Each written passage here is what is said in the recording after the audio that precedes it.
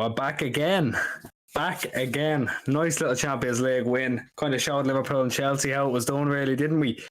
Thank God, it was a really, really good start, wasn't it? It's actually a bit of a weight lifted off the shoulders. I was kind of half shit myself going into it. But Joe, you take it away, man. I mean, I was expecting more of a challenge, to be honest, from Sevilla. I wasn't really expecting them to just roll over like they did. I think the first... I don't know how long it was till we scored, but basically the first sort of 10 minutes, they tried to press, they tried to match us, they tried to go toe-to-toe with us. They did put us under a bit of pressure, but like, experience prevails. They've got a lot of history in European competitions, Sevilla, but in terms of experience at the top level, they can't match us at the moment. And I think that's genuinely what got us through. We rode our luck at times in the first 10 minutes. There were a few, bobbling about. But overall, I think solid from back to front. There was no real issues, to be honest. I don't think anyone had a stinker, to be honest. So I think it's, nice win, 4-0. We showed Chelsea how to do it. We showed Liverpool how to do it. I mean, conceding 4, scoring 4. It's not for everybody. There are levels to this game, unfortunately. But I think it's a good one to get out of the way with, because Tuesday night, it's not easy. The fixture was only arranged like a week ago, so there's not a lot of preparation that's going into this game, considering the draw wasn't that long ago either. But no, I'm happy 4-0. I think perfect way to go into Spurs now on the weekend with 4 goals. Players like De Bruyne and like Rodri being taken off and rested, Gundogan coming off the bench rested, Grealish getting more minutes, Foden being put back on the right, things like that. It's just, we've seen Gomez now for a prolonged period of time, and we've seen that Akanji can hack it at this level, and I didn't really have any doubts, to be honest. I know his position in the squad and he knows it, but we know that for certain now that Akanji is capable of playing in this team, and if Stones hasn't returned to fitness on Saturday, then we don't need to worry. That's it. I think Akanji, we have to start off with him, right? But before I do, let's take a look at the chat, see who's in. I am Guardiola, Big Morgan MCFC, Dr. Footy, of course, the man, the myth, the legend. Dennis is in, Dudley is in, Yusuf is in. Full house, and I haven't actually opened up stream. I don't know how many are here, but whatever you do, just leave a like, smash it about, yourself. But Manuel Akanji, or as I've dubbed him, man can defend well, Akanji, he was fantastic. He was so calm on the ball. He was so good at breaking down play. I think they tried catching the defence out with a couple of balls over the top. Him and Diaz handled it really, really well. He looks a snip, doesn't he? He looks a snip. I mean, I think I saw earlier, we've signed Gomez and Akanji for 27.5 million. While Chelsea spent 100 million on Koulibaly and Cucurella. So, they really are, when it comes down to it, like you said, there's levels in these transfer games too. It's unbelievable business. They both look so good. Joe, you mentioned them. How good was Akanji? It's a Tiki masterclass. It's another Tiki masterclass. Listen, you put this down to Tiki. It's a Tiki masterclass. We've either got a centre half who's going to be here and is going to smash it for the next few years, or we're going to make mad profit on him if he wants to leave because he's not getting game time. Like, it's a win-win either way. Whatever happens, 15 million drop in the ocean, it is nothing to us. And we've got a player that's either going to, like I said, exceed his value in terms of performance on the pitch, or we're going to turn a profit on. And then, you win-win either way. So I think it's amazing business. Yet again, like you said, we've signed Akanji and Gomez for, let's just call it 30 million. We've signed them for under half the price of Marc Cucurella, for goodness sake. Come on now. You have to look at that and go, there are genuine levels to this game. Chelsea have spent an untold amount of money and just sacked their manager because they can't hack it. They can't, the manager, he's falling out with the players, whatever, it doesn't matter. But their business has been, that's how Chelsea operate. They spend a fuck ton of cash. If the manager doesn't work, they sack and they get the new manager. That's how it's always worked. I didn't think it was going to work that way with the new American owner, Todd Bowley, but that's evidently how it's going to happen now. And again, it's the right player. It's the right player. They know what they're doing. They know what they're doing. I've been a bit of a hater on Tiki in the past. Especially with things gone by. A bit, yeah. Listen, I don't think I was ever full on Tiki out. I never thought he was useless. I was never Tiki out because you have to obviously realise that the reason why Pep Guardiola is here in the first place is because Tiki and all Ferran Soriano and all them boys are here. So I was never Tiki out, but I was disappointed in, it wasn't the players who were bringing in. It was the players that we weren't bringing in. It was the players that we were failing to sign, like your Kanes, your Ronaldos. You know, when we needed a centre forward, we didn't go and get one. Then he's worked out now, haven't we? Because I mean, the man that we're going to get onto in due course has just gone and scored 2 goals yet again, adding more goals to his tally. But with Akanji, again, it's another excellent piece of business. He's so good. He looks so comfortable. I think he's the genuine perfect fit for how we want to play with the ball. And he doesn't look too out of place defensively. I think there were maybe a couple of moments where he just didn't get the ball. Maybe his timing was a little bit off, but he's, like Pep said, he trained for a day and a half. He's literally, this is his first time he's played with his team. Like, if that's his first game and he's going to improve as he plays more and trains more, then, like I said, we've got an excellent centre half. We've got 5 now. This is ridiculous. You can even class Phillips as one if you really wanted and make a 6. But you're dead right, man. Cheeky's been going crazy lately. Like, again, we got Phillips at what, 45 million? We've got, obviously, Haaland's release clause, but you still got him here. That was 50 million. Gomez, Akanji, Alvarez. It's a fucking unbelievable summer. It's a really, really good summer transfers to Man City. But, you know, we mentioned one Dortmund player. We have to mention another one, Erling Haaland. I've barely got to say anything. I've barely been on for when he's actually scored. That man is a fucking monster. I've not seen anything like this before. I've seen Sergio Aguero, and I think this is scarier. This is scarier for our position than Sergio Aguero. This man cannot be stopped. Was it 10 goals in 6 games in the Premier League alone? He's on a rampage. I can't see him stopping me either. I know this isn't the Spurs preview. I'll keep my lips sealed for it, but I can see him scoring. I can see him being the one to break this course. Haaland has been magnificent, and I genuinely can't get over it. I know you have said a lot about him. I've said fuck all. He's just so good. His runs in behind and just taking defenders out of the game completely. I can't get over it. I really, really can't, Joe. I know you've gone on about him a bit, but I'll let you have your little another little moment about him. I mean, what more can be said if you count the Community Shield and the Champions League game? If you count up the competitive matches that he has played, he has scored 12 and 8. 12 goals in 8 games in competitive matches, and he didn't score in the first one. So that is 12 and 7 if you discount the first one. That is horrific. That shouldn't be allowed. It's a formality. I think now we're going to have to set a rule. Whenever we do previews, we're not allowed to say Haaland is going to score. We're going to have to say he's going to score a brace at minimum if we want to predict him to score, because it's not going to happen. You can't predict him to score once. It's a cop-out. It's an easy win. You can't do it. You can't say it. It's not allowed. It's illegal. It just feels illegal for the price that we paid. We've broken football. We have broken the competitive spirit of football. The scariest part is it's not even the fact that we haven't even fully clicked yet. That's not the scariest part. The scariest part is he has a 6-week fucking holiday where all he has to do is train when everyone else is at the World Cup. So you can rinse him now, and then he gets a 6-week pretty much rest so that he's fired up for the rest of the season. So you can genuinely play him every single game until the World Cup. Then he's got that 6-week period, and then he can do the same afterwards because it's split in half for him because he's not going. Like, that is terrifying. That is a situation that we're in where we can go, you know what, it don't matter if you play a little bit much and maybe you start to, you know, become a little bit fatigued, maybe a little bit tired. You could, you know, we could give you a week off in that 6 weeks so you don't have to come into training. You could just sit there and relax and rejuvenate and then just come back and do a little bit of training and then get on with it for the second half of the season. Like, that is probably the most terrifying thing that I don't think many people are actually paying attention to, is that man is genuinely going to hit stupid amount of goals, because it's like, it's not a case of him staying fit. Like, at the moment, he seems to have genuinely put his fitness past him. Like, I don't think there's no issues at all.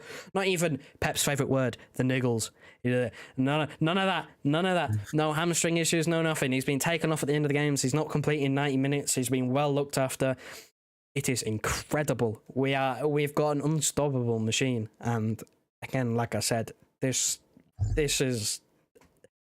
I mean, this has the capability to break every single goal scoring record in a season, in a single season. Premier League goal scoring record, goals just over a normal season, Champions League goal record, because right now we are getting to the latter stages just by the fact that he was just going to score every single game.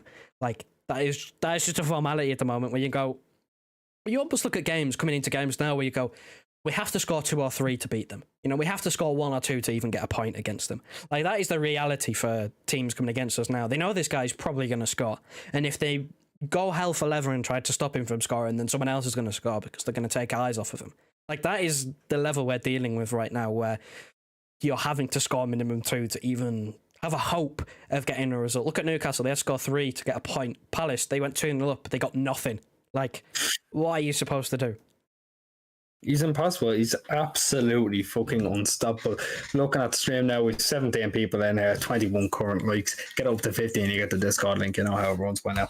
Who else do we have? We have AB07, we have Banger, Alec Johnson still there, and our favourite man from the Caribbean, Kerwin. What a fucking guy. He's already been in the Discord about 3 days, and we've already made wholesale changes. He's an absolute king. Get on to him. Oh, yeah, we've harped on enough about Haaland. He's magic. He is absolutely fucking magic. Oh, another person. We're going very much so into players. That's kind of, we're taking out a lot of performances from the players yesterday. You mentioned him earlier. Phil Foden on the right hand side is looking absolutely fucking delicious. Like the creativity, the finally running at man, not shitting themselves. Sorry, I know Mara's in the firing line here, but he's running at people. He's making them commit. He's getting more people off Haaland. It's unreal. How good was he, man? How fucking good was that, man? He was the true man of the match. None of this UEFA Kevin De Bruyne man of the match nonsense. Oh, Jesus. He was the true man of the match. Phil Foden got a goal. Look at the composure he showed for the goal. He genuinely decided to toy around with it in the box for about 10 seconds before he shot. He still went in. Like, the composure, this is the same thing that I've been saying about Grealish and Mahrez and anyone who basically plays in that wide area is take your man on, do something with it. You're not there to sit there and be this, possession whore where you're just there as an outlet to just help keep the ball. That's not your role. You need to help the forward line. You need to do something. You need to create things. And I mean, look, that's exactly what he did. I think, I've been screaming at him when he's been paused. Again, he's another player who's almost had the safety on. He took the safety off. He ran at players. He tried to take players on. And that is, again, it's helped him a lot because it worked. We know it can work. He's incredibly fast. He is deceptively fast. I don't think a lot of people realise how fast he actually is. He's incredibly skillful. His close control is incredible. And I think it was my man of the match. He got the assist for the Gundogan goal that was ruled out. He got a goal, obviously. Just overall, there's not much more I can say. He was my man of the match. He was the best player. He was making everything happen. And got taken off as well, which is another... He's sort of in a similar boat to Haaland, really, is where, he's that important, really, especially when he's playing well, that it's like, you take him off when you can. Because if he's injured, then you're looking at Grealish and Mahrez, and then you're looking at it as like, oh, I don't want that to be the reality. Because that doesn't work, and Mahrez is on a very bad run of form, so I don't want that. So, yeah, look, listen, perfect ahead of Spurs. Get him on the score sheet, get his confidence up, because he has been going through it recently with his overall poor performances. He's been chipping in with a couple of assists, but overall performances recently, especially Villa was probably the low point so far this season. Dreadful. And then he bounces back with this. Pep trusts him. He's stuck with him in the starting lineup. He's moved his role to the other side. He's playing a slightly different role than he was, and he's excelled. He's looked better on the right than he has on the left, which I think is an interesting one, really, because who'd you drop? Realistically, who'd you drop? You want to have Bernardo Silva in there because he's smashing it this season. You want to have Gundogan in there because he's getting goals and he's the club captain. He's a leader. You want him on the pitch. De Bruyne's a game changer. He can win you games. He can also lose you games, as can everyone else. But he can also win you games.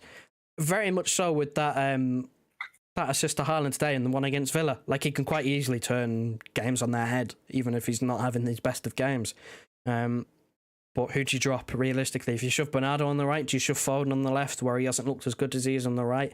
It's a headache. It's a good headache to have. Don't get me wrong. It's a very, very good headache to have, because whoever you drop can come off the bench and make an impact. That's not a bad thing, but decisions to make. It's a very difficult one to get right, because hindsight is a wonderful thing. If he does one thing against Spurs and it doesn't work, then you go, well, what if he did this? That's the life of a manager these days. Hindsight's a wonderful thing. Wonderful, wonderful thing. It's horrific. And that's the same thing. That's what I harp on about when I go on about his substitutions, especially against Villa. Again, he didn't want to make substitutions. It's like, if Mahrez comes on, Villa equalise a couple of minutes after that, and then Mahrez goes and bags a winner. You're looking at, godsend. tactical genius, amazing. But because he did nothing, you're looking at, oh, that's just a completely wrong substitution. So it swings and roundabouts, really. So I think Pep's got a headache on his hands. We've got a few players playing well who can play in that forward line. It's just, who he decides to go with. I'm pretty sure he'll have probably made his mind up already. Yeah, 100%. Like you said, hindsight is 2020. You're not able to judge subs unless it's at the time, in my opinion. I think even turned around saying he made the wrong subs, and then they go in an alternate reality. If they go and score, then again, tactical genius. But before we move on to Kevin De Bruyne himself, now you have a few choice words. Again, we have ABO7 saying that Ilkay Gundogan and Kevin De Bruyne don't mix well together. We've been banging this drum for I don't know how long. we last season we banged this drum for years that it was Bernardo and Gundogan are the two best fitting midfielders with each other. And you know what? I'm actually willing to say that is correct.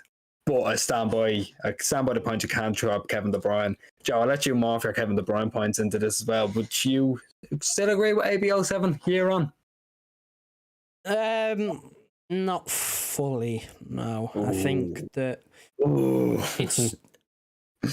I think previously when we haven't seen it work, I think it has been almost a case of the roles they've been given. I think obviously it's been too slow, but we've seen sort of two inverted fullbacks, which has taken a bit of pressure off. They can basically go wherever they want now in the final third because we've got them two fullbacks sitting inside. Kevin De Bruyne, Ilkay Gundogan can take up whatever position they want. So they're almost opposite ends of the pitch at times when they play together. So I don't think it's that much of an issue anymore. I think it's the tactical setup has been changed a little bit. I do still think Bernardo and Gundogan work better. I just still believe it works better. But I think the whole De Bruyne and Gundogan doesn't work. I think I don't think that's the case anymore. I think you can make it work. I think Pep makes it work. But I still think Bernardo Gundogan is that perfect mix of sort of the runner and the calmness on the ball. That's sort of the mix that you want, where you've got a bit of everything in that midfield too. Where you look at Gundogan, he's a clinical finisher. He's very calm on the ball. He's a very good passer of the ball. He doesn't panic. You got Bernardo Silva, he just runs his socks off. So I think that's like sort of the perfect one.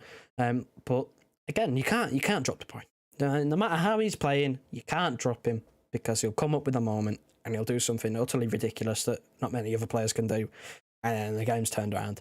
So you can't drop him, but he just still doesn't fit into the perfect 11. But nothing's perfect in football. Nothing is perfect. Nothing ever goes to plan. Otherwise, we'd have won about 4 Champions League by now.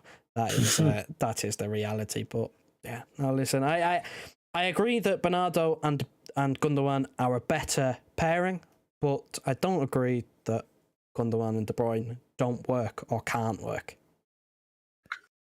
That's fair enough. I think I hold your sentiment, to be honest with you. I think there's just something about Bernardo and Gundogan together. I don't know, gives me shivers, man. They're just that good. They're just that good together. People need to calm down. It's only 6 games. We'll be fine. Nobody is stopping the freight train hand. I'm actually not too worried. I'm not too worried at all. I still think we're going to piss it. And I'm never confident. So that means we're probably not going to piss it, Joe. I'm actually where it's strange I'm this confident around this time of the season because we're technically what, 3rd? Second, I think. Hang on. That needs to be checked. It doesn't matter either way. We're not top. But we're playing that such a high level of football, and Haaland is on fire. I can't if he keeps it up, no one's stopping us. Second. I know that sounds so cocky. That's going to be clipped up. That's going to be clipped up, yeah. But I know it sounds so confident, so cocky. I can't see Haaland stopping now. We're second, and we haven't got going. We always have a period in the season. We always done it for ever since Pep's got here, really. Maybe not his first season.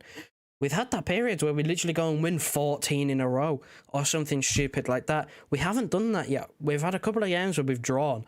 Like, the best is yet to come. We are yet to go on an absolutely mental run, which could be even more mental now that Haaland has been thrown into the mix. You think of the winning runs that we've had that have been ended with draws where we're going, oh, well, we should have won. Not anymore.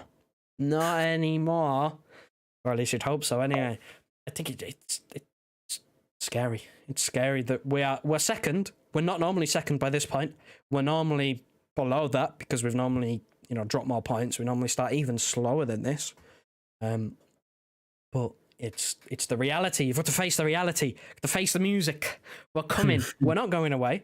We're not doing a Liverpool and conceding 4 to Napoli. We're not crumbling. We're not falling apart at the seams. We're not Jurgen Klopp 7 season syndrome. None of that. We are here to stay. We do exceptional business. We bang this drum a lot.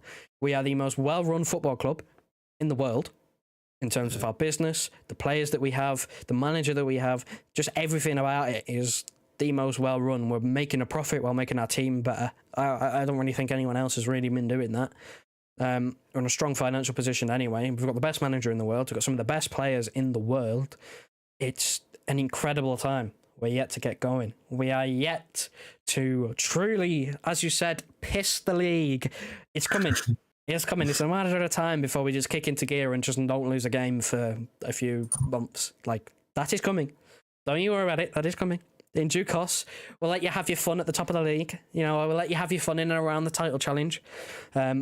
Obviously, the big one for me is obviously Saturday, because I think for me, now that Tuchel's gone, I don't know what, they're bringing in Graham Potter, how he'll set up Chelsea, I don't know. I know Potter likes to go forward, but Spurs for me is the toughest test that Haaland is going to have to face yet. It's, back 5, 2 defensive midfielders. Like, that is what he's going to have to face. He's not going to have a lot of space to work with. It's up to everyone else around him to make stuff happen. That is, he can't do it himself against 3 centre-halves. Like, we saw it against Bournemouth where they played their 5-4-1. We slapped them. We slapped Bournemouth. But they just focused in on Haaland. And he got an assist? He didn't score. It's one of the only games he hasn't scored in, because they just focused on him because they had so many men at the back. It could be a similar thing with Spurs. They've got a bit more quality about them. That's the real test for Haaland. And, the other glaring thing about that Spurs game is that us and Spurs are the only 2 unbeaten teams left in the Premier League. So you're thinking, one, if that could end, we could be the last unbeaten team in the Premier League, have the Invincibles still on. Spurs could still be unbeaten after that. We could both still be unbeaten if we get a draw. But we don't take draws. We are a team that we would rather go for the win and lose than take a draw. And that's it's great and all. I love to win games. I love last minute winners. Don't get me wrong. But it's absolutely fucking terrifying seeing us bomb forward in the 95th minute, trying to get a winner, and they go up the offensive score. It's fucking horrific. But we move. I'd have it no other way, because the highs are high, the lows can sometimes be fucking on the fucking floor, through the fucking floor. Like, he's so good. It'd be very City and Spurs if that was to happen now, to be honest. It'd be very City and Spurs, City going for a last minute winner and Spurs going up the other end doing it. I tell you what, Joe, I want you to run a poll in the chat, right? It's can Man City go invincible, right? Because we've talked about it here. I'll give my opinion, you'll give your opinion, yeah, but I have to go bald if they're invincible. I remember making that. I made that bet in a taxi back from the Dogs. Joe said, go bald if they go invincible. I'm more than happy to go bald if they go invincible, but let's see what the boys think. Let's see if the boys are saying yes or no to the Will Man City go invincible. Let's just vote yes on that. Up the numbers, up the positive ratio, but I don't know. Your opinion, go on. Your opinion. Don't take any realism into account. It's your opinion. Let's see what else is saying. Gundogan is amazing. I've got a signed shirt that's pretty fucking sick, in fairness. Like, Gundogan, the most underrated player ever, in my opinion. He's so clever. He is class, in fairness. He is very, very good. Liverpool and Chelsea aren't serious contenders this year. I will take Chelsea not being serious contenders, but I've just seen too much of Liverpool on their PEDs to say that they're not, to be honest with you. But you mentioned Haaland. This is the last thing I'll say about him. The litmus test is Saturday to see how well he can actually break these lines. Breaking this line, breaking a Spurs line now. I know they have Clement Longley in defence and he is shit, right? But if he's able to break the line of a Tottenham Antonio Conte defence, he can break any line in the world, and I will die on that hill. We haven't really talked. We've talked about a few players. You can see the proper ratings. What is it? Is it that side, the other side? First side. First one. That side. You see him going on there eventually, right? I mean, we've got a personal request in the chat, in our chat, of Hugh Murray saying that Grealish should be an 8. I'm not opening it. Yeah, Bernardo, he just kind of has to go under the radar as an 8, doesn't he? We mentioned Gomez, mentioned Akanji. I thought Diaz was outstanding again. He got his goal. Actually, I tell you what, that's what I want to talk about. I want to talk about this goal, right? I don't think I did that for Barca. I think you might have. But it was a very similar goal to that, an overlapping fullback and a winger who cuts in. It's just perfect. It's so nice, and it's nice to actually have an attacking right back. As good as Kyle Walker is, it's nice to have someone with some actual attacking flair going forward. That's what Cancelo offered last night. 2 assists. He was fantastic. But that goal, I just love it. I love having inverted wingers. I love having an overlapping fullback. It just chef's kiss. Chef's kiss. What more can you say about it? There's definitely better goals, but that one just made me sit back and go, this is what can be achieved if the right system is played. Would you agree? Do you think? Am I overhyping the goal? Do you think? You're not overhyping the goal, but I do have a sort of controversial opinion. Oh, bollocks. Again. Oh, shit. Not another one. Contrary to popular belief about your inverted wingers overlapping fullbacks, I am a man for the opposite. I like my fullbacks to be inverted because I believe that the modern game now requires and has more technical fullbacks, and I like high and wide wingers. I think that's what Pep goes for. Even though you got Foden and Grealish, they're right footed on the left footed on the right. They're still wide. They're still wide, incredibly wide. I think there's something about it where I don't know whether it's because it just suits us with the fact that you've got Cancelo who can play either side inverted, and listen, we haven't really touched on him much, but Sergio Gomez, my word, what a fucking player. What a player we fucking have on our hands. He is so comfortable on the ball. He's not scared of getting into a challenge. He's got very good delivery. A few of his crosses, I don't really think any of them came to anything, but you can see the intention is there. Maybe if him and Haaland can form a connection on that left-hand side with Grealish, sort of maybe drifting inside with the overlapping fullbacks that you like so much, then maybe we can get something going. I think Walker has to watch his back now. Poor start to the season. Currently injured. Gomez, I would expect to start against Spurs. I see no reason not to start him against Spurs. It worked against Sevilla, a team who is, going to put us under pressure when we're on the ball and try and press us high up. Spurs probably aren't going to do that the same. I've just thought of something. But what are you thinking of? Oh, do you remember I was on the phone to you when that match kicked off and we were talking about the Sevilla lineup? They played with a 5 and then played Alex Telles, and who was on the right? Isco. Oh, yeah. Fucking hell. Also, Jesus Navas completed his first accurate cross to a City player in 4 years after his leaving. That's another stat for you. Brilliant. Anyway, back up to the Gomez point. Unbelievable player. I cannot believe he is the man. He's got to play against Spurs. He has to. I don't want Ake starting at left back. I want a natural left back who's going to play as a left back. And you can clearly see the technical ability is there. He started off his career as a midfielder, as a number 10. He's basically Zinchenko. He's Zinchenko, but with a Spanish passport, which means Pep loves him even more. That's the lesson you take from this. He's Vardy too.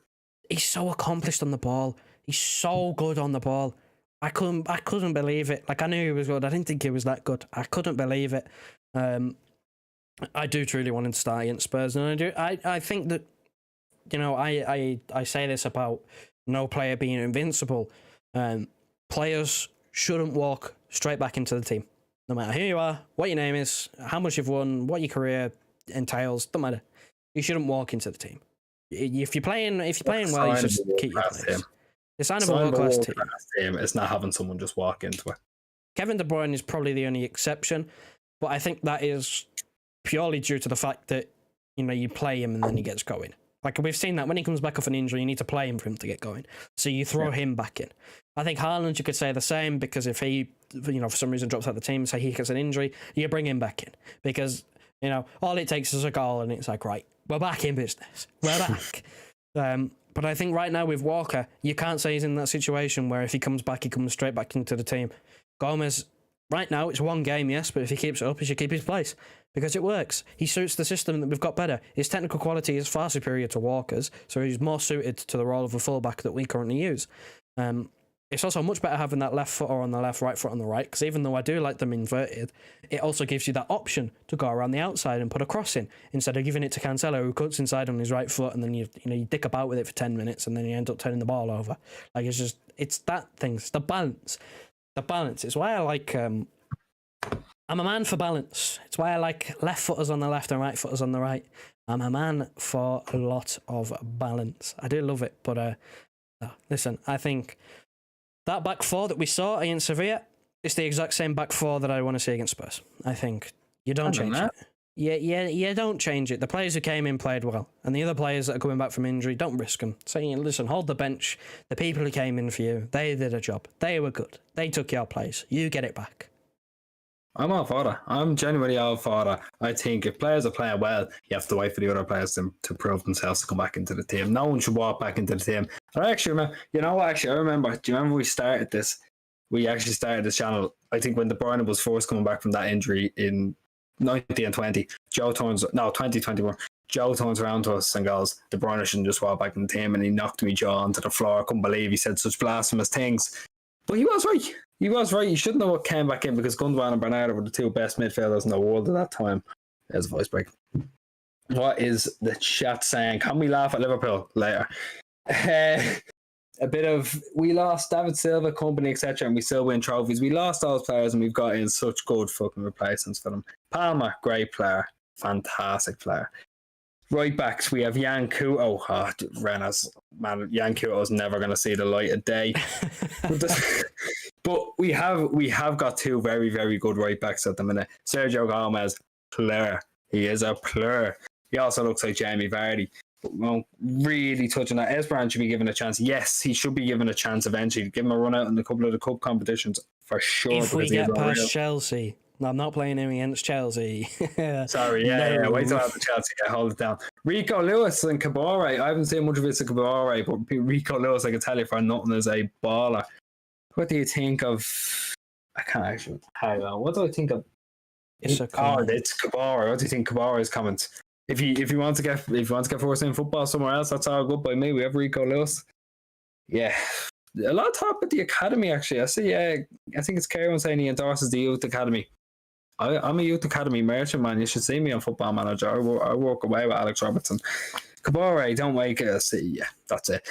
There's a lot of academy talk. I didn't think we'd get it in the Champions League. I tell you what, the last, I think, individual player we can really touch on was Grealish. I know we've half mentioned him, but I want to go into him. I thought it was fantastic last night. I think his link up with Haaland, again, they probably played about, 4 or 5 games together. The link up was there, and it is fucking dangerous. How good was he? He had another game again where, unless you watched it, if you didn't watch it, you'd say he was poor. That's the sort of games he's having at the moment where he's playing well, he's got a good link up with Haaland, he's trying the right things, but I think deep down he knows he's going to have to contribute at some point. Because there becomes a time where you can only, we used to have this thing of Zinchenko, 7 out of 10. You can be a 7 out of 10 every game if you're a defender. No bother at all. When you're a forward player, you need to do more. You need to stand out. You need to do something to stand out because we've got far too much quality on the bench. If Grealish continues having these 7 out of 10 games, I'm not bothered by it. If he wants to have 7 out of 10 games, fine by me. He's a reliable option and you can play him in pretty much every game knowing, he'll be decent. He'll make things happen. He won't necessarily contribute, but he'll make things happen for the other players around him. But he needs to contribute. We've seen now Alvarez in limited minutes, a couple of goals, contributing. We've seen Palmer getting involved. I don't think he's contributed yet, but he's getting significantly less minutes. I'd like to see him maybe involved a little bit more.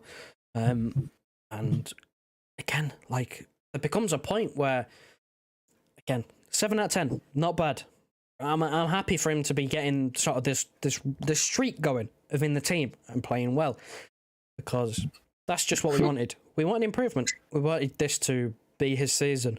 But again, I think he knows deep down the time has come for goal involvements. The time has come. He needs to start. Otherwise he will lose his place, and I can't vouch for him to be in the team, because no matter how consistent you are playing, above average, if you're not doing anything to set yourself apart from the world-class players that we have, then you're not going to stay in the team. That's as simple as it is. He can't hold down that left-hand side when we've got someone like Alvarez who is coming on off the bench and making a difference to the game. He's making impacts on the game every time he comes on the pitch. He started again game against Forest. He got 2 goals. He can't continue to hold the bench for Grealish, who, again, this is the point. He's playing games where if you watch it, he plays well, but the people who don't watch it will say he plays poor because his stats aren't up there. But he's just doing the basic things right. But now has become the time where I'll give him another couple games because he's just come back from an injury. I think he got about an hour, I think, which is good. Yeah. That was good to see him get an hour. He needs the minutes back in his legs. I think him allowing Foden to go onto the right-hand side, it works very well because it enables Foden, who's played better on the right. But again, we can't just, winning titles, being part of a world-class team, being remembered for being a world-class player. It's not about having all right games. The numbers, everyone remembers the numbers. History remembers numbers and titles. They don't remember games. They don't remember 7 out of 10s. They don't do that. They don't reward you for that. So he needs to do more. It sounds like I'm being critical. He wasn't bad. Like, I'm not unhappy with his game, but at the same time, I want more. I'm constantly wanting more because I know he can offer it, and I know that he's slowly getting there. He's trying the right things. That's the thing that I like to see. He's trying the right things. You look at someone like Mahrez who's coming on. He's not really trying much when he comes on the pitch. Grealish is trying the right things, which is encouraging. But he still lacks that end product. I think his link up with Haaland just already being there is going to help his case because you imagine it's not going to take long. If he gets a run in the team, it's not going to take long for him to find an assist with Haaland in the team. Or at least it shouldn't do. But you do wonder, the longer it drags on, the longer you have to wonder, is he literally just there to make the players there around him better? And if he is, then just got to get used to it, I suppose. Yeah, 100%. I think Grealish is a player like that, where his presence and having the defenders drawn to him will just open up the game more. And if that's what it is, that's what it is. It's not something you'd be liking to pay 100 million for, but if that's his role, that's his role. I think he'll kick on eventually. It's all about starting to use that left foot of his, though. He's very, very talented with his left foot, and I stand by that. But when he's just using the right foot, it's a one-trick pony. Defenders know where they're going. He needs to add something to his arse. And it's the exact same as what we've been saying with Mahrez for years. He needs to start using his right. He used it for about 10 minutes and then went off it. You need, as a top player, you need to have multiple facets of attacks. And from now, he only has the one. He keeps going down to his right. We've been saying that since we bought him. But it could end up, the left-footed left-back could genuinely perk him up a little bit. That's the only thing, really, that's left for it if he wants to keep cutting in on the right. Otherwise, it could be a bit slippy for him now. Checking the chat again before we go on to an interesting little section, because I'm sure we've had a saying it, but I'll go into it again. Hey, guys, have you thought about the Kalvin Phillips cameo? No, not yet, actually. I thought he was half decent, though. I think there's a lot more to come from. Can I remember? Yes, of course I can. I was just like, what the fuck is that? Yes, the SAS was unbelievable. The proper SAS. Yeah, John Costa's in. Finally, we've been waiting for you. But I tell you what, actually, before I go into the little interesting section, Joe, Kalvin Phillips, what you make of his little half-hour, 20-minute cameo? There wasn't much to really base it on. We were 3-0 up. He came on just to give Rodri a rest, more minutes in his legs, because he's another player that's been a bit unlucky with his injuries. There have been opportunities where you would think he would have played already, but he's been injured. I hope that's not a common thing, although his time at Leeds, especially the last season at Leeds, would lead me to believe that could be the case. Nevertheless, I'm optimistic. Whenever he's played, he hasn't done anything outstanding, but I'm not looking for that from my defensive midfielder. I'm not looking for him to come on and be a 10 out of 10 in 20 minutes when we're 3-0 up. That's not what I'm looking for. I'm looking for him to show that he's comfortable. That he's comfortable on the ball. That he's comfortable with the role that we're asking him to do. Because when the season gets on, and when the cup competitions properly start kicking in, I know the Champions League is a cup competition, but it is a slightly different cup competition. It's a much more prestigious one. But once the FA Cup starts rolling in and the later rounds of the Carabao Cup, he's going to be used when he's fit. So I think the main thing in these little sort of 20 minutes that he's getting here is showing that he can perform a similar role to Rodri. We're not asking for the same. Because if we're asking for the same, we're asking him to do, the exact same as the best in the world in his position. That is ridiculous to suggest that Kalvin Phillips should be aiming for that level. Of course, that is an ideal situation, and if he can do it, brilliant. But that's not what we're asking for. We're asking for him to do similar things so that we don't have to change our style of play. I think the big killer for us in cup competitions in the last couple of years has been things like the goalkeeper not being as comfortable with his feet as Ederson has been. Not a lot of goalkeepers in the world are, but someone like Ortega, who's come in, is a lot more accomplished with his feet than Stefan was. Like, we had to change our style of play with cup competitions when we rotated, sub goalkeeper comes in, because the players just couldn't play the same roles. That's what we're looking for with someone like Phillips. We know he can pass the ball. We know he can hit a long pass. We know he's capable defensively. That's sort of what we're looking for, because that's what Rodri is. Rodri is capable defensively. He's more sort of a reader of the game than a physical presence. You know, either or, it doesn't matter. But Kalvin Phillips can pass. He has a passing range. He's very good at passing, which is something that Rodri's very good at, or at least improved that over the last couple of years. We've seen him pass forward now more than he ever has done. So I think that's the thing with Phillips, just getting him embedded in the system, getting some minutes, because when he's there, you kind of have to use him, because if he is injury prone, then, you know, use him where you can. That's what you got to do. You got to use him when you can. If you don't use him and he gets injured, then, you know, it feels like a bit of a waste. But it's another one of them players where I'm looking here because I've got the thing scrolling. He came on for 12 minutes at the end. There's not really much I can genuinely shout about for that performance, but I'm not looking for things to shout about. Like, he's come on purely for fitness reasons, to give Rodri a rest and to build a little bit of chemistry. You can only build chemistry with the players around him if he plays. Yeah, 100%. I think he's really good. I think, you know, if he's able to adapt and play as a holding midfielder in a Bielsa system where, you know, it's a lot more physically demanded, I'm sure he'd be fine. I'm sure he'll be absolutely fantastic when he comes in the probably about 10 full games we'll get him. Because realistically, that's what he's there for. Now, we checked the chat. Actually, hang on, since I have it in front of me. There are now 25 in the building. So, you know what I say, get that likes up to 50 and you get the Discord link, share it around, tweet it, you know, yourself, man, walk away with. Let's take a look. Palmer talking about. Now, this is going to be funny, right? I want to talk about this man for a second. Kavarta Shelka, I can't pronounce it properly, but that winger for Napoli tonight was absolutely fucking unreal. We will talk about that. But I think the last kind of city-based segment I want to talk about, Joe, we can talk in depth about this. After seeing how City are approaching Europe, after seeing how good Haaland's been in it, I know it's only a game, do you rate the chances highly of actually winning it this year? God, if we can't win it, then retire from the competition. Refuse to take part.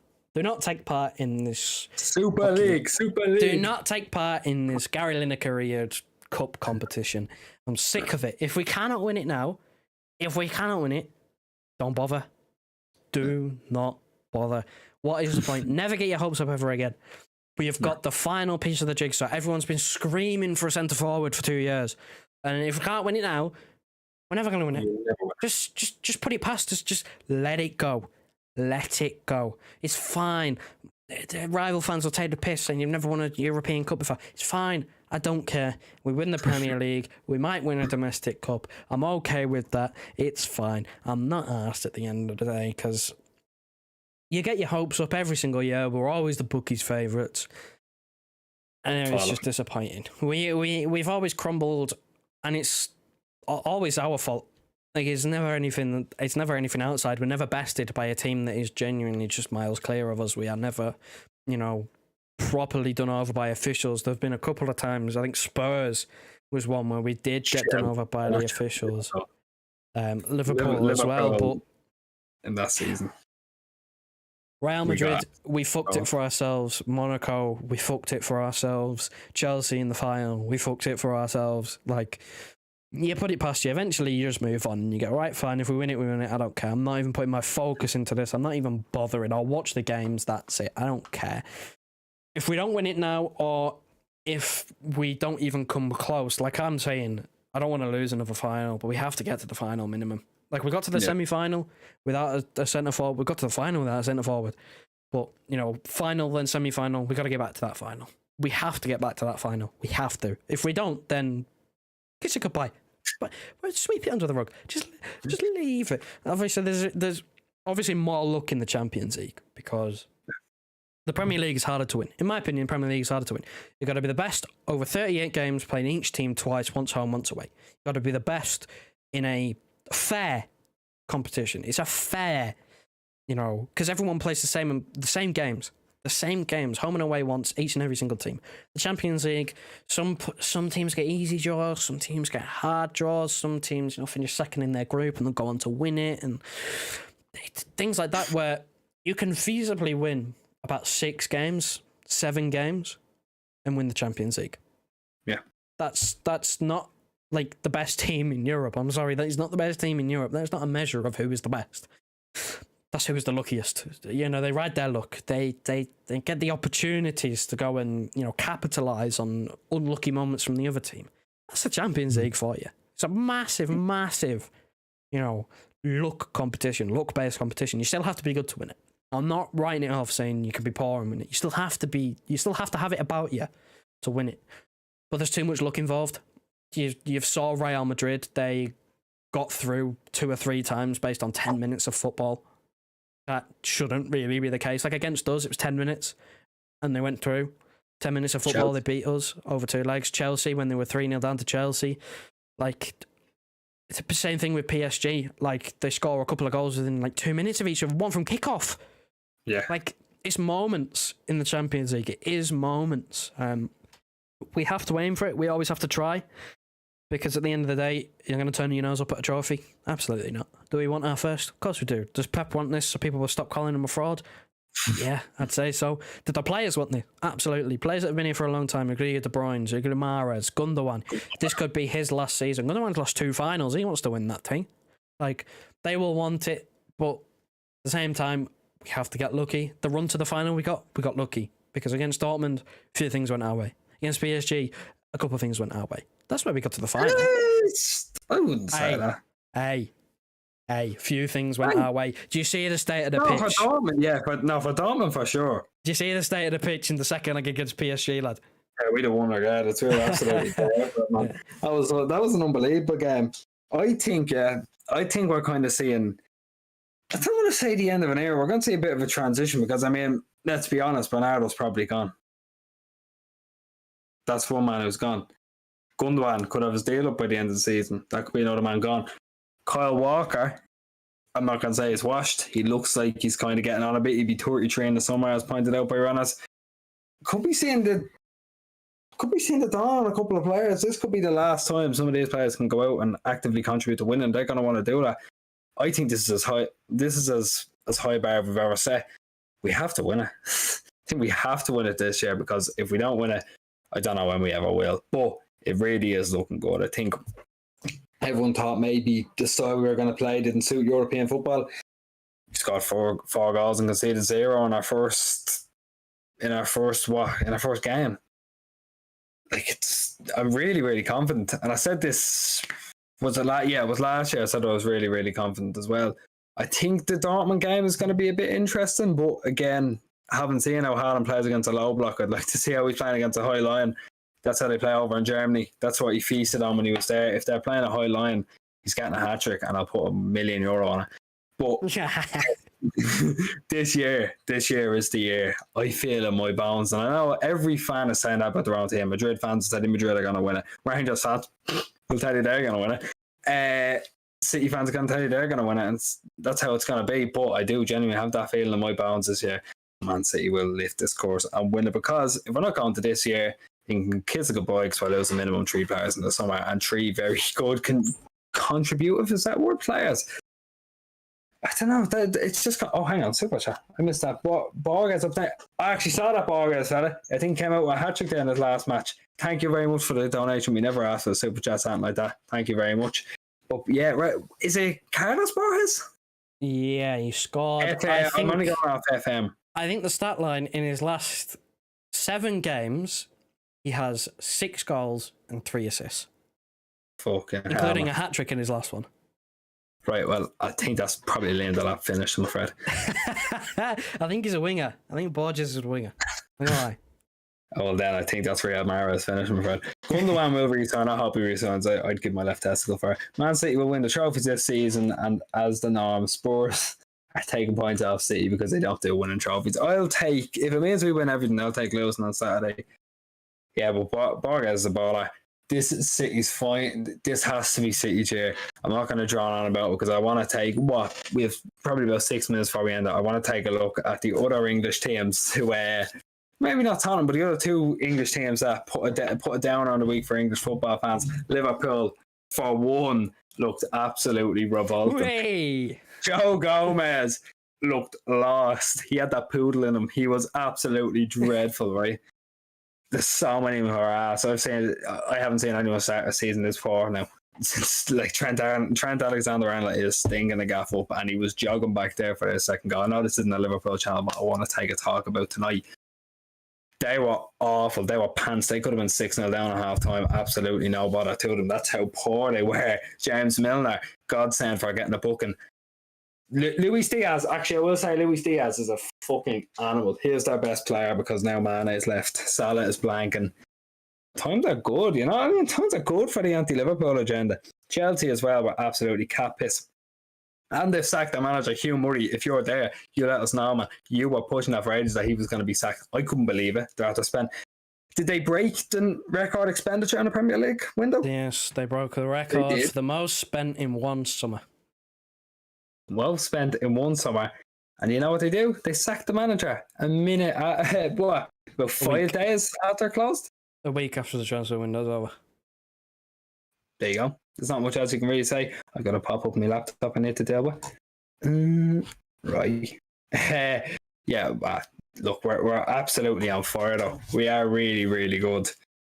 Liverpool, Chelsea on the other hand, no. Joe, you have a chat about that. I need to try to get this off. I mean, we were on track to be the only English side that won on the first match week. Spurs ended up winning 2-0 after Chancellor Mbemba. Brilliant. That's his name? Is that his name? That's his name, Chancellor Mbemba. Former Newcastle flop. Former Newcastle flop because he was sent off as soon as the second half starts. So they go and win 2-0 because they were because Spurs were against 10 men. But overall, like, superior game week. Like, that's what it is. We get off to a flyer. You look at Spurs going, you count them out already. They're allergic to silverware. Antonio Conte himself has a horrible record in the Champions League. So you just kind of count them out. There'll be a threat in the competition. They won't win it. I'll put my house on them not winning it. You look at Liverpool and you look at Chelsea going, you know, they would not only be in and around the latter stages of the competition, and they've both got off to a losing start. Liverpool against what's probably going to be the team that you'd say at the start of the group would finish second. But Chelsea against the team where you look at it and go, they're probably going to finish like third or last. They didn't score yet again, Chelsea. Tuchel failing to get the best out of any attacking players. Got Sterling playing central midfield. They look absolutely clueless and hopeless. Koulibaly looks washed. Fofana looks like he's lost his pace. Kepa just looks like incapable of being a goalkeeper. And then they sack him. They're going to bring in Graham Potter. I think that's pretty much nailed on right now. Yeah, it's done. So, it's done. Who knows how that's going to work out? We know that at Brighton he's like to play the same, like a 5-back, but a much more positive version of the 5-back. He still likes to get forward. So how he uses that squad, I don't know. Time will tell him whether there'll be a threat later on in the competition. Graham Potter, for as good as a manager that he is, he's never won anything. He's never really done anything. He's gotten Brighton so much above their level. He signed well. He plays great football. He doesn't have the winning mentality. He doesn't have the winning DNA. Those are the two things he doesn't have. He doesn't have the minerals to be able to say, yeah, he's going to come in and be a success. Because he's never won anything. He's never won anything. This is a big step up. From Brighton to Chelsea, it's a massive step up. Massive step up. What I'm really interested in, he has a major in psychology or something like that. Something where he's gone to college and got a psychology degree.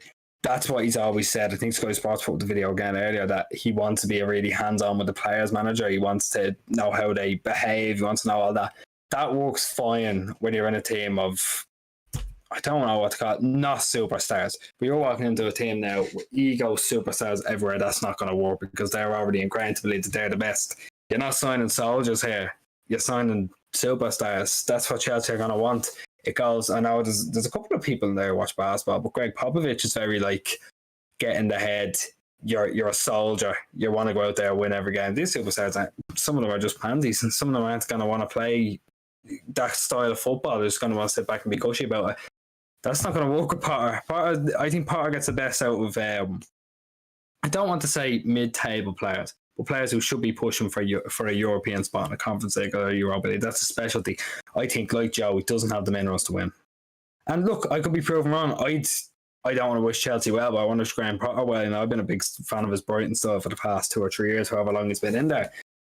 This could ruin his career. I really don't want it to. This could put his career in the bin. We know how cutthroat Chelsea are with some managers and that.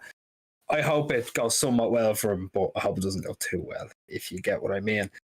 You know, the Potter Wankfest out of the way. There's 30 people watching. We have 44 likes. Guess 6 likes by the end of the stream. We're going to wrap it up in a couple of minutes. But the last thing I want to talk about, Joe has it on the list, is this brand spanking sexy new offside rule. It's phenomenal. What do they call it? Semi-assisted offside camera? Yeah, I don't know whether you call it semi-assisted. It looks fully assisted. Like, No. I think it's down as a semi-assisted. I don't know what it is, but it's fancy and I like it. It's kind of nice, isn't it? But at the same time, I don't know if they're still doing this kind of shoulder. I don't know if they're doing this kind of sleeve onside nonsense with it. But it's working a bit better than these Premier League refs are anyway, because the Premier League refs, I had to say, have been atrocious this season when it comes to offsides. I know they've been bad with fouls, but offsides it's so minimal nowadays. So this is finally going to give a bit of clarity about it. But you put this on the list. You're pretty excited for it. I am, yeah, because there's a lot more clarity. It is very, very nice. It looks very cool. And it's so far been accurate. I don't think there's really been too many close. In fact, no, I think there's one from you know how you said in the Bruges game?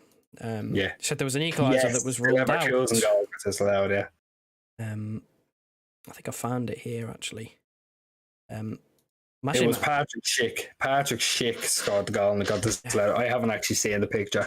But when you're going for it, I'm going to put it up. He's got it. Oh, look at him. Look at him go, man. See, 45 likes. Come on, lads, run it up. 5 more likes before the end of the stream. Probably about 5 minutes. It's big. You'll see us in a minute. There we are. Oh, there's me. I am half looking at how accurate that is. Just take a look. Has it refreshed? I don't think it's refreshed for me. Yeah, hang on. Look at that. Look at that. Look at how he's a toe offside. Oh my God. But he's offside. He's offside. You can clearly see he is standing in an offside position. He is slightly offside. I don't know how they have done this. I don't know I don't know how this is possible, but that is simply incredible. That is incredible. And then what they do is they then show it, they then flip it because it's automated. It's like a 3D model. It's like a 3D rendered rendition. They can flip it to look down the line. They can move it to look down the line. Like, that is quite simply incredible. And then they'll show this freeze frame, and then they'll cut back to the real game, and the players will be in the same position. Like, it's simply outstanding. I don't know why it's taken so long to be able to do this, but it is so incredibly needed. I'm literally just going to leave it on the screen because I cannot believe what I'm seeing. Like, anyone in the chat here, please tell me, why have the Premier League not copped onto this sooner? Why has no other league copped onto this sooner? Why has this only been tried now? People have been losing their fucking shit about the offside rule for years. Why is it taking this long to sort it out? Like, right now, this is working. This is working. You can clearly see with the fact that you can see that there's a little bit of his boot that is sticking outside that line. He's offside. No arguments whatsoever. There are zero arguments to say that he's in an onside position. There's an argument to say that it doesn't really create an advantage, but given the current offside rule, it's offside. Black and white. Nothing wrong with it at all. I hope they stick with this. I hope they add this. I hope the Premier League cops on and does something similar. Because, my God, it's painful to watch incompetent referees draw lines on a football pitch. My God, this is the thing. People have been complaining like it's VAR's fault. It's not the fault of the actual technology. It's the fault of the officials. If you have this automated system that does half the work for you, that doesn't have the referees getting involved, it cuts out that human error. This is exactly what we need. I think there should be.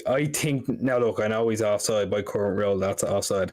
There has to be a bit of leniency about it, man. Like, I can't. I'm just looking at there. Obviously, it's offside, right? but there has to be some leniency. There's no advantage for him being played there at all. I'd say if that went against City, you're fuming. Yeah, I think the main problem now is that gaining an unfair advantage. It's not. It's a little toe offside, but like the decision's right because the rules say that that's offside. But I mean, at the same time, I think the rules do need to change anyway because you're not getting an advantage from your little toe being offside. So now it's a case of, do you stick with this rule? I think the technology here with the whole automated or half automated assisted, so I think it is actually semi-automated. I think that's what they use. But right now, it's accurate. I don't think they've got one wrong. Could be wrong. I haven't watched every single Champions League game, but I haven't heard about it getting it wrong. But you do have to. You do then have to question the way it's implemented in terms of the rules. I think right now, that technology, accurate, should be being used. That should be implemented over the next season. If by next season, that is not the system, that is not the technology that we are using, then we are doing something completely wrong. We are doing something massively wrong. We have to be using something like that because the reason why the VAR is still getting decisions wrong is because it's relying on a human referee that is making human errors. If you cut that out, you can have no problems with the decision. But I do agree that that shouldn't be given offside because the rules should be changed. Yeah. The human error thing was meant to be scrapped by VAR. Like the VAR was there to to correct the human error that was made on field. Because again, a referee with something happening in front of him doesn't always get it right. That's fair enough. It's human error. It can be obviously corrected by use of VAR. But you have to realize those humans that used in VAR are the most error-prone human beings I've ever seen in my life. I just saw Marco Cucurella get his hair nearly snatched off his head and it wasn't given a foul out, which is fucking crazy. The line should be thicker, more lenient on attackers. Yeah, I agree with that, but I don't know. Excuse me, sorry, there needs to be some form of change. Because let's be fair, I understand it's correct, but that there was no advantage in that man being a pinky toe offside. It's not on. Let's be honest, that's not on. But I do really, really like this whole new version of VAR, whatever you want to call it. Do we call it VAR? Semi-assisted offside referee. Still VAR. It's just the line. It's just the technology upgrading. I mean, I saw someone ask the question of, is that from the right moment? It is. It's from the right moment. It's from as soon as the ball has been struck. Again, that was another element of human error where it was from the wrong frame where the ball had already left the player's foot. We saw it last year first hand with us. Yeah, Sterling against Liverpool, the third goal, where the frame they used to say he was like a millimetre offside, but the frame they used, the ball had already been kicked. So that part, I don't know how that's going to work. I don't know whether that's automated as well. I don't know. I'd assume not. I assume they pick the frame and then send it to be automated. That is the real test. We're gonna see it be put through its paces. We saw this when VAR first got introduced at the World Cup. It started off all right, didn't it? It started off really well, actually, if I remember properly. It started off really well, and then it tailed off because the consistency started dying down because you get more decisions that they're checking, and you've got more room for them to be inconsistent. This is going to be the real test. This is match week 1. Every single team's played a game. We've had what? I want to say 16 games? 32 games? I think it's 32. Fuck. Whatever. We've had a handful of games. Had a decent amount of them. This technology will be tested when we get further in. When, we can see whether it is consistent. Is it still making the right calls? Is the line still being drawn properly? Right now it's working, but I think we still need to sort of be cautious because we've seen things have a bright start before and it hasn't gone well. But right now, this is completely black and white. I saw it for the first time in the Chelsea game. I couldn't believe it. I couldn't believe what I was seeing. It's really, really good. I'd say John Costa asked the World Cup will have it. I'd be very surprised if they didn't have it. I think the World Cup is another testing ground. I think it's European competition in the World Cup. It's unbelievable. Yeah. Can't get over it. If it works out well over the next year, it'll be put into every top 5 league, whatever you want to call it, top league in Europe. It'll be used. But then we have the argument about there not being it's unfair in other competitions. I go to League of Ireland matches where there's no goal line technology, so I can tell you for free it won't have that much of an effect because it's actually more enjoyable when there's no VAR, and I stand by that. But look, I think that's a fairly good time to wrap it up, man. Going for over an hour now. Yeah, I got the So, the thing. should wrap it up. The We talked a stream. good bit. Talked a good bit. Players in and out. This brand spanking sexy new VAR. It's talked about. The other English clubs failings haven't thought about, but look, it's a really good start to the match week. Let us know in the comments while this is wrapping up. Do you think Man City are going to win the Champions League? You can run a poll if you want. Are Man City going to win the Champions League this year? Because I think it's finally that time. Look, we'll love you. We'll leave you. You know what to do. We'll be back for Tottenham. Like, share, you know the rest. Thanks everyone for watching. We'll see you in the next one. Joe, wrap it up. Wrap it up. Listen, vote on the poll. Poll is being created now. Back on Friday, I believe, for Spurs. For the Spuds. I'm on the Spuds.